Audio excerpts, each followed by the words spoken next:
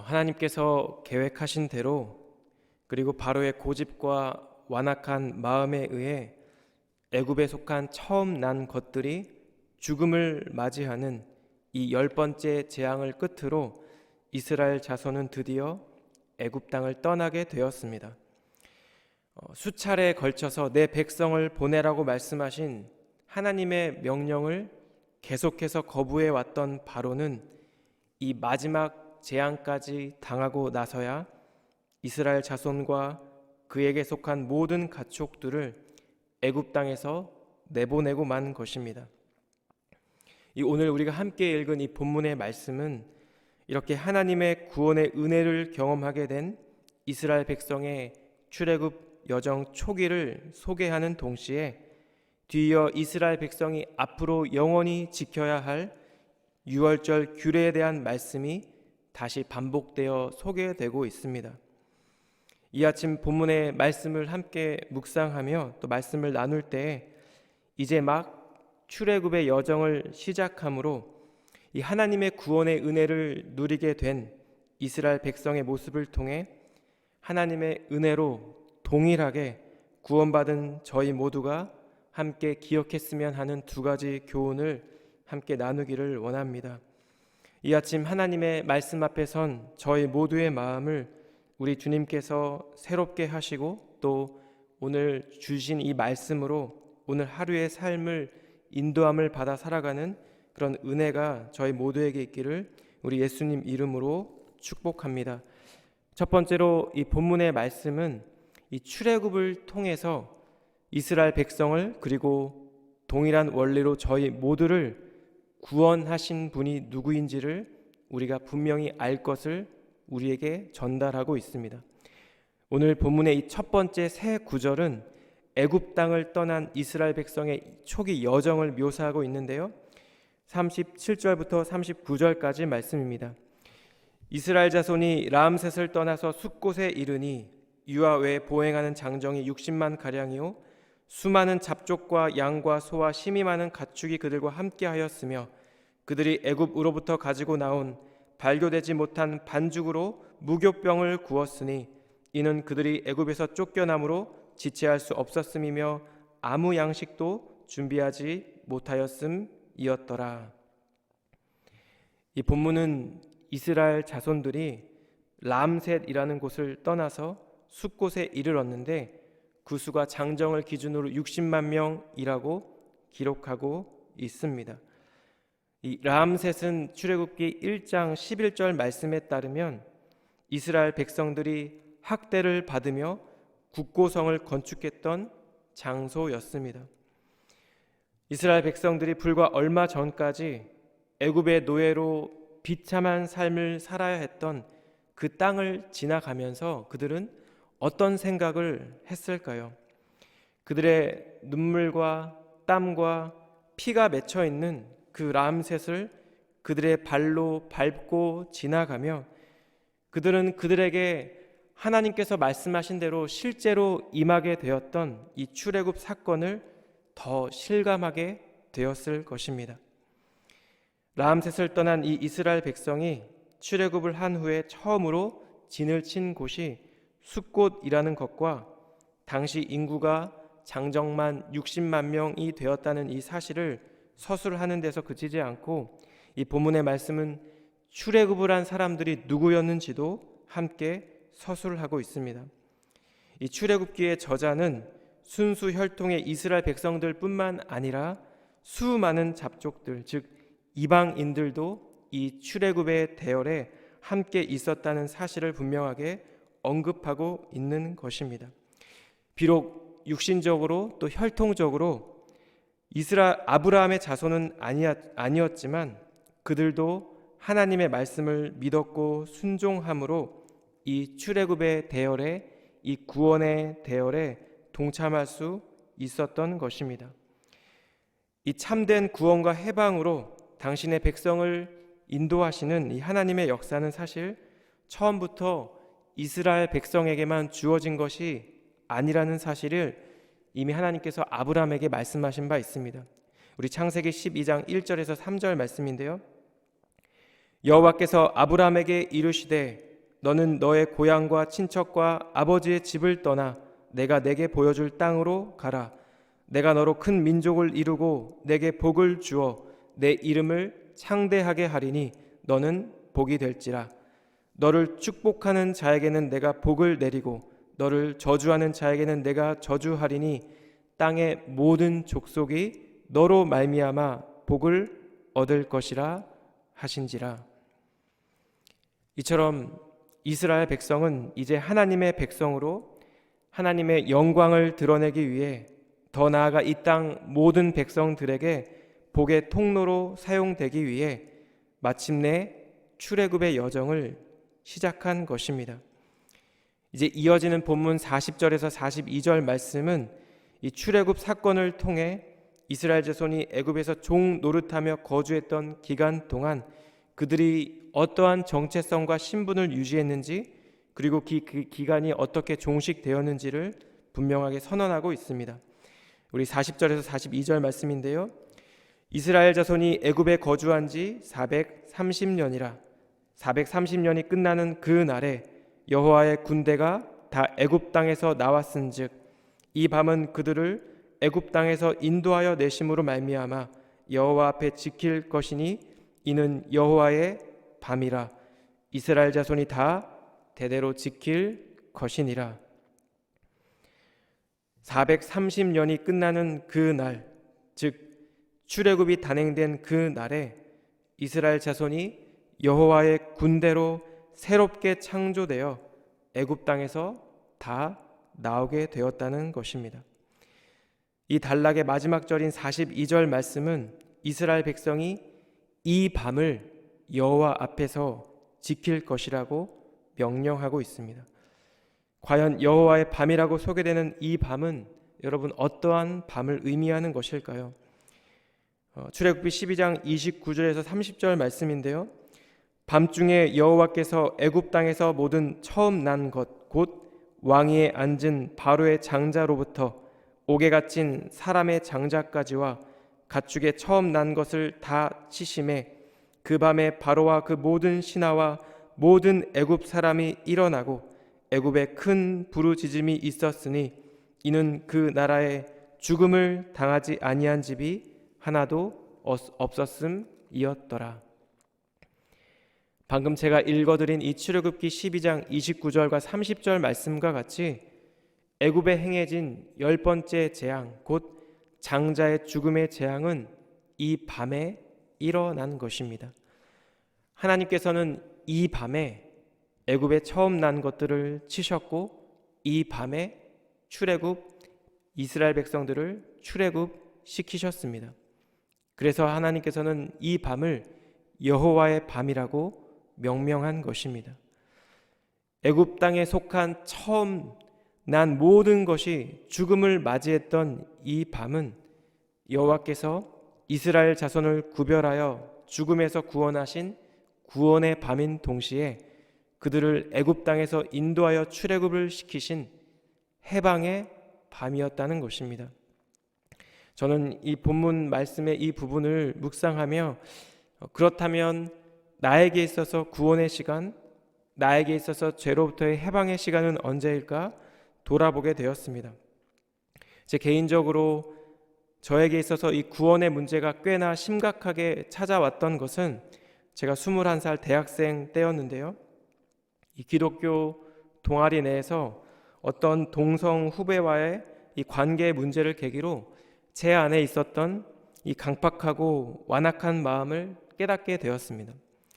그리고 어느 순간 이러한 저에 대한 죄책감과 자책감이 구원의 확신이 흔들리는 그런 문제로 확대가 된 것입니다. 그 여름 그 기독교 동아리 전체 수양회가 있었던 날이었는데요. 그 전체 수양회 시간을 마치고 이제 캠퍼스별로 함께 소그룹으로 모여서 이제 받았던 은혜를 나누는 시간이었는데 그 여러 사람들 앞에서 21살 남자 청년이 펑펑 울었던 그런 기억이 제 안에도 지금 아직도 잊혀지지 않고 있습니다. 그렇게 제 안에 죄의 문제 또 구원의 확신의 문제를 놓고 한동안 힘든 시간들을 보내는 가운데 하나님께서 두 구절의 말씀을 저에게 허락해 주셨는데요. 로마서 10장 9절과 또 고린도전서 12장 3절의 말씀이었습니다. 내가 만일 내 입으로 예수를 주로 시인하며 또 하나님께서 그를 죽은 자 가운데서 살리신 것을 내 마음에 믿으면 구원을 받으리라.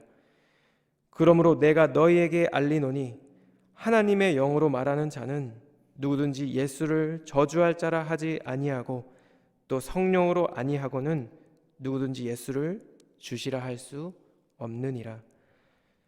저는 이 두 구절의 말씀을 통해 하나님께서는 성령으로 아니하고는 내가 지금 예수님을 주라고 고백할 수 없다는 것을 깨닫게 하셨고, 이렇게 예수님을 주라고 시인하고 하나님께서 그를 죽은 자 가운데서 살리셨다는 것을 믿으면 구원을 받게 된다는 이 분명한 사실에 확신을 갖게 되었습니다.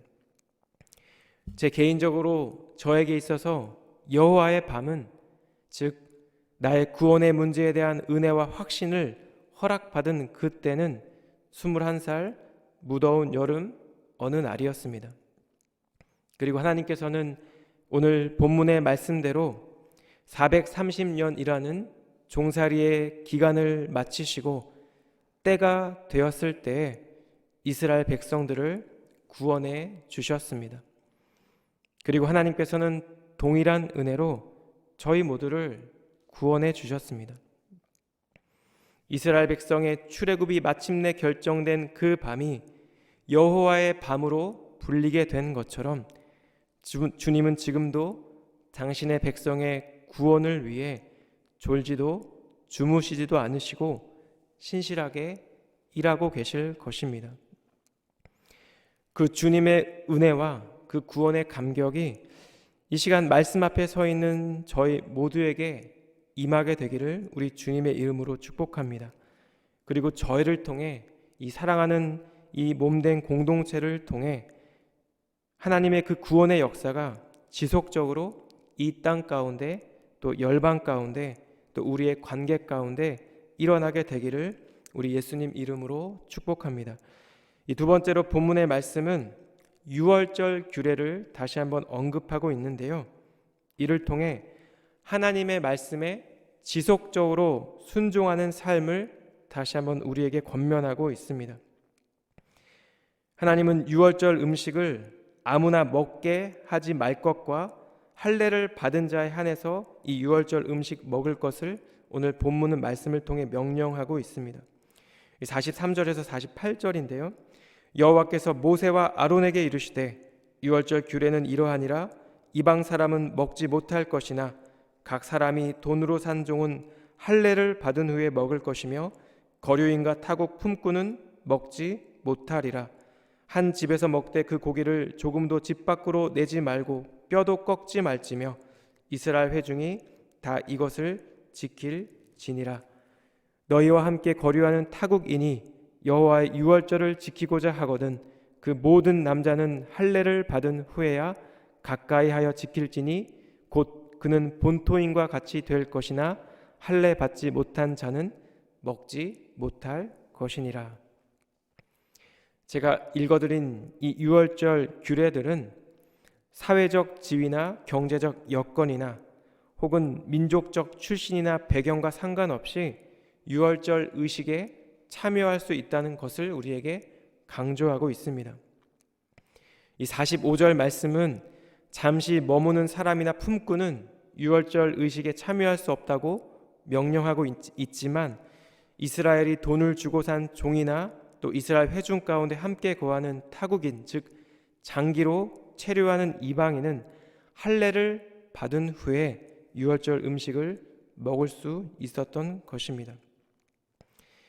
아브라함에게 말씀하시고 약속하신 대로 430년이라는 때가 지나 하나님께서는 이스라엘 백성을 출애굽시키셨고 또 그들을 구원해 주셨습니다. 그런데 오늘 이 본문 말씀의 후반부는 출애굽 사건에 대한 서술 이후에 다시 한번 유월절 규례에 대한 내용들이 언급되고 있는 것입니다. 이것은 이스라엘 백성에게 있어서 출애굽이라는 그 사건이 그 자체가 목적이 아니라 이제 애굽의 종되었던 노예의 신분에서 벗어나 온전한 하나님의 백성으로 살아가는 것이 바로 이 출애굽의 진정한 목적이라는 사실을 우리에게 전달하고 있는 것입니다. 그렇다면 우리는 어떻게 하나님의 백성으로 살아갈 수 있을까요? 이 고대 근동 시대 이스라엘 백성에게나 그리고 오늘날을 살아가는 이 땅의 그리스도인들에게나 동일한 현실은 하나님을 대적하는 이 세상 속에서 하나님의 백성으로 부르심을 받았다는 사실일 것입니다. 출애굽 여정의 시작을 알리는 말씀 이후에 곧바로 이렇게 유월절 규례가 언급되고 있는 것은 출애굽 공동체이자 하나님의 백성으로 부름받은 우리 모두에게 있어서 여호와의 규례, 즉 하나님의 말씀에 순종하는 것이 얼마나 중요한 일인지를 우리에게 보여주고 있는 것입니다. 하나님께서 출애굽의 기적을 베푸실 뿐만 아니라 유월절과 무교절의 규례를 주시고 이 규례를 대대로 지켜 순종할 것을 지금 이스라엘 백성에게 말씀하고 있는 것은 이제 이스라엘 백성은 더 이상 애굽의 노예가 아닌 하나님의 백성이며 하나님의 백성이란 하나님의 말씀에 순종하는 자들이라는 사실을 분명하게 나타내고 있다는 것입니다. 이 사도 바울은 과거 이렇게 출애굽 공동체 안에 있었던 이방인들처럼 우리도 마땅히 할례를 받아야 한다고 그의 서신서에서 말씀하고 있는데요. 그때처럼 몸이 아니라 마음의 할례를 받아야 한다고 바울은 강조하고 있습니다. 로마서 2장 28절에서 29절 말씀인데요. 무릇 표면적 유대인이 유대인이 아니요 표면적 육신의 할례가 할례가 아니니라. 오직 이면적 유대인이 유대인이며 할례는 마음에 할지니 영에 있고 율법 조문에 있지 아니한 것이라. 그 칭찬이 사람에게서가 아니요 다만 하나님에게서니라. 하나님의 말씀을 거역했던 이 굳은 마음을 우리 속에서 제거해 버리고 마음의 할례를 받아 순종하고자 하는 부드러운 마음을 품을 것을 사도 바울은 우리에게 권면하고 있습니다. 출애굽한 이스라엘 백성이 할례를 행하고 또 유월절 규례를 행함으로써 하나님의 말씀에 순종했던 것처럼 우리 역시 마음의 할례를 받을 때 우리는 진정 하나님의 백성으로 주님의 자녀로 주님의 말씀에 순종하는 삶을 살아가게 될 것입니다. 이스라엘 백성을 애굽의 종되었던 삶에서 해방시키시고 그들을 구원하신 하나님께서는 이 유월절 규례를 통해 지속적으로 하나님의 말씀에 순종하는 삶을 살아갈 것을 이스라엘 백성에게 그리고 말씀 앞에 서 있는 저희 모두에게 분명히 말씀하고 있습니다. 이 아침 이 말씀을 받은 저희 모두에게 우리를 향하신 주님의 선하신 뜻과 목적과 계획을 깨닫고 순종의 삶을 통해 참된 하나님의 백성으로의 삶을 살아가는 그런 은혜가 저희 모두에게 있기를 우리 주님 이름으로 축복합니다. 우리 사랑하는 이 한우리 공동체가 하나님의 말씀과 또 우리를 부르신 그 부르심 가운데 순종함으로 주님의 영광을 드러내는 그런 주님의 공동체가 되어가길 그렇게 저희 모두가 함께 세워져 가는 오늘 하루의 삶이 되기를 우리 주님 이름으로 축복합니다. 기도하겠습니다.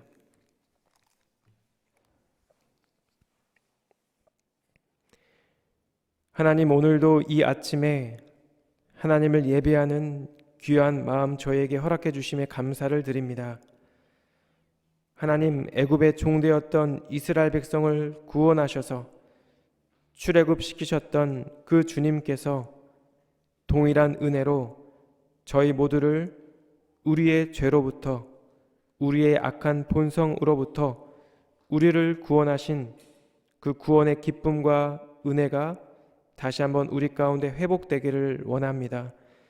오늘 일하는 귀한 우리의 일상의 삶 가운데 그 은혜와 기쁨을 누리며 전하며 살아가는 저희 모두가 되게 하여 주시옵소서. 주님, 우리를 하나님의 백성으로 부르신 주님의 이름을 찬양합니다.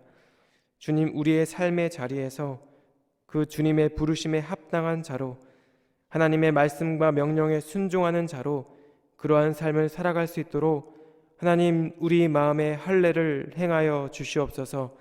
성령 하나님을 통해 주님, 우리의 마음을 새롭게 하여 주시고 하나님의 온전하시고 기쁘신 뜻을 깨달아 그 뜻 가운데 순종하는 저희 모두가 되게 하여 주시옵소서. 그래서 저희 모두의 삶을 통해, 사랑하는 이 공동체를 통해 하나님의 뜻이 이루어지고 또 하나님의 구원의 역사가 지속적으로 나타나고 드러나는 귀한 우리 공동체, 또 오늘 하루의 삶이 될 수 있도록 하나님, 저희 모두에게 주님 은혜를 허락하여 주시옵소서. 오늘 하루도 우리의 삶을 그렇게 신실하게 인도하실 주님께 감사드리며 이 모든 말씀 예수님의 이름으로 기도드렸습니다. 아멘.